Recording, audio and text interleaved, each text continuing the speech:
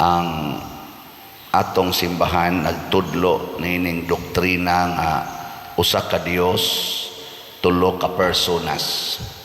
Niya usa sa mga teksto sa atong ebanghelyo kini karong atong ibasa, John 14:7-14, nga si Kristo iyang giklaro ngadto ni Felipe nga siya ug ang amahan usara, pero anak siya, amahan tong usa, pero usara sila.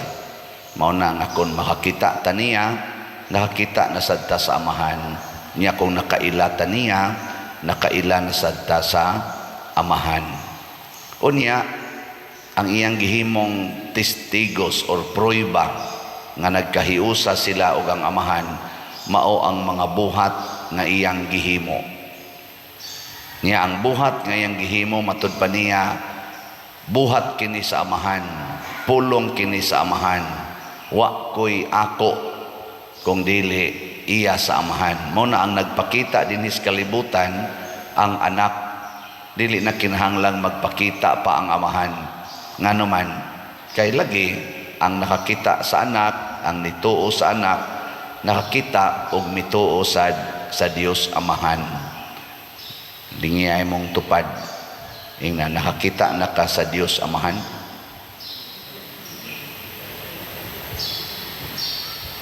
Kay usahay ra ba murag mamugos gyud ta nga makakita ta sa naong sa Dios amahan, dili naman na siya magpakita tungod kay mura na siya nakigkuntis sa iyang kaugalingong naong. Kay ang naong ni Hesus nga nagpakatao, mao naman to ang naong sa amahan, mao na sadto ang naong sa Espiritu Santo, mao na to ang naong sa Dios. Na karon unsa may importante nga motuo ta nga siya Dios. Muna diri sa unang pagbasa, sila si San Pablo ug mga kauban nga mituo sa Dios, nituo ni Hesus nga Dios, nagbuhat sa mga buhat ni Kristo. Kay matud palagi ni Hesus atong ebanghelyo, ang mutuo kanako magbuhat sa akong mga buhat. Ige ikaduhang lingi ingna nagbuhat ka sa mga buhat ni Kristo. Kanang pagpanglaba, buhat ba na ni Kristo?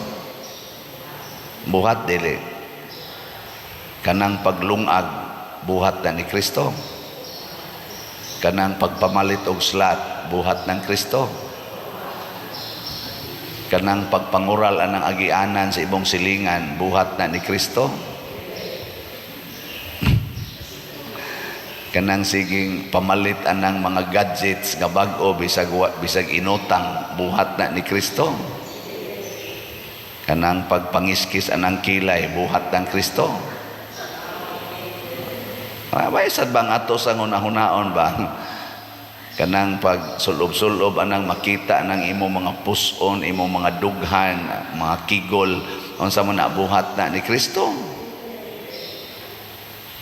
Kanang pagsigig simba, pagsigig rosaryo o pagpasaylo sa nakasa nimo, buhat ng Kristo. May manday kay mo. Pero kanang sigig simba nya igumas misa blidibakay dayon, buhat na ni Kristo. Kanang sigig rosaryo nya inigumag rosaryo, mga saba dayon, mamalikas dayon, buhat ng Kristo. Amay okay kay baw dayon. Nya kumusta man ang imong mga buhat karon? Buhat ba ni Kristo o buhat sa demonyo? Sige mo palit og slat. Muna, ang atong generosity himuan sad na og pangilad sa mga hinanib sa yawa.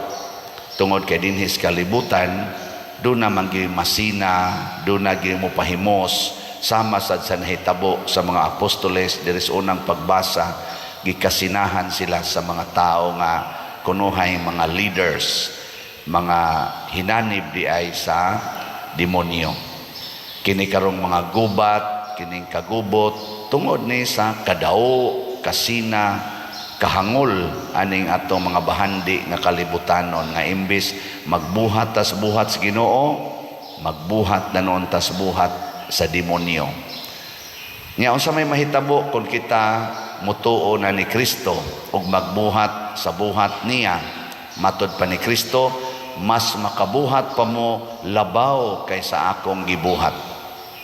Si Kristo tulo ra ka tuig ang iyang pagpamuhat, daghan na kay siyag nabuhat.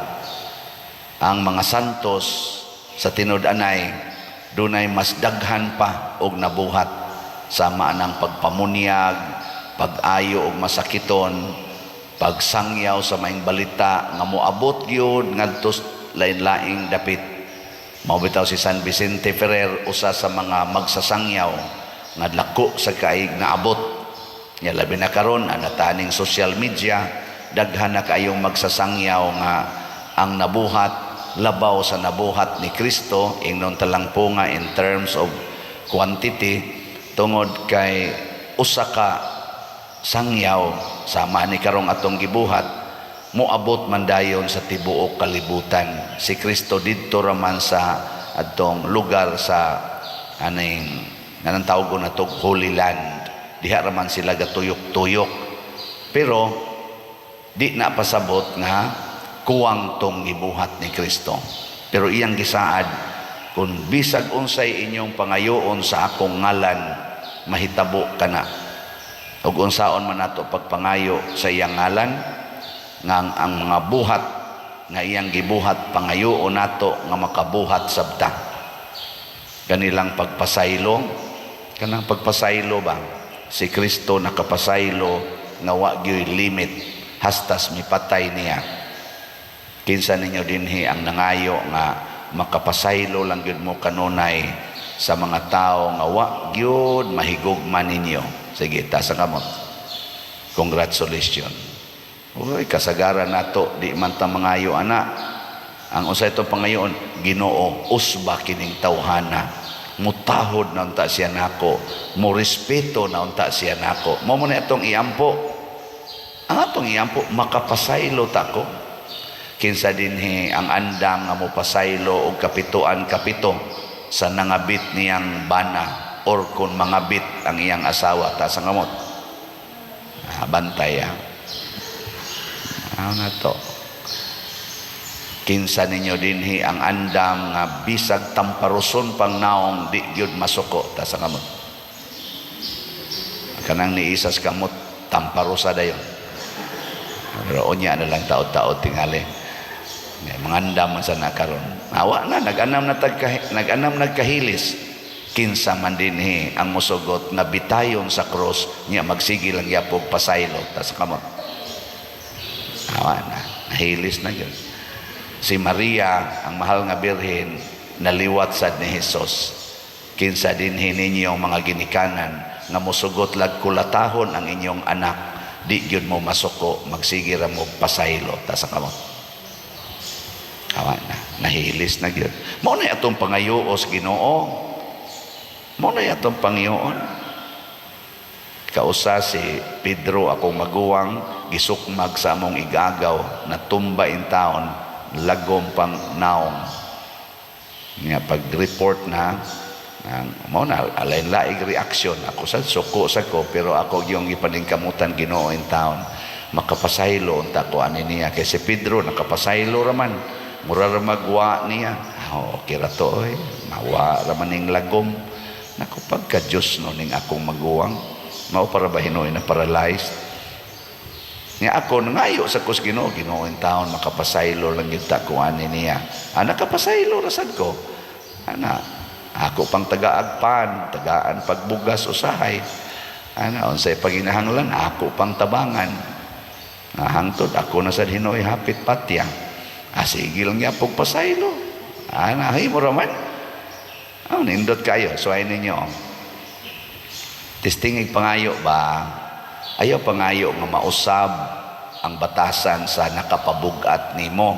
Pangayuas Ginoo nga sama ni Hesus makapasaylo, makadawat ra gid ta, mutabang ra gid ta bisan pa man og ang iyang batasan, ang iyang binuhatan, yawanon lang gyapon, di lang gyapon mo tahod, di lang gyapon mo respeto nimo. Mao ni ang mga buhat ni Kristo. O kung ato ning pangayoon sa amahan sa ngalan ni Hesus nga nagsugo nato ani, mahibong gyud ang tibuok kalibutan.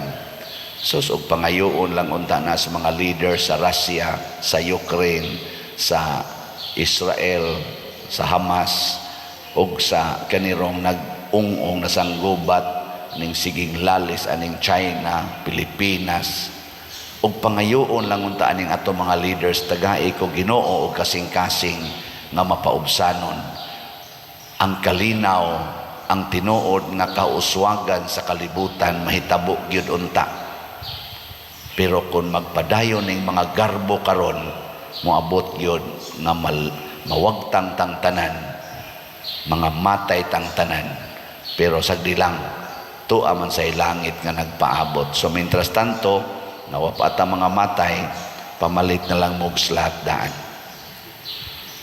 Ay nalang mo pag-usik-usik anang himo anang inyong balay, palit yung slat ngano man mawa ra maning tanan hasta kining atong gitukod nga kumbento kining simbahan maigo ra dis missile, mawagtang ra maning tanan. Pero ang dili mawagtang ang atong binuhatan, ang atong gibuhat para sa simbahan, mo nay dili mawa. Kay matod pa ni Hesus, og dili mo mutuo nako, tuhuin ninyo ang akong mga buhat. Ana ha? Sige, nindog na ta.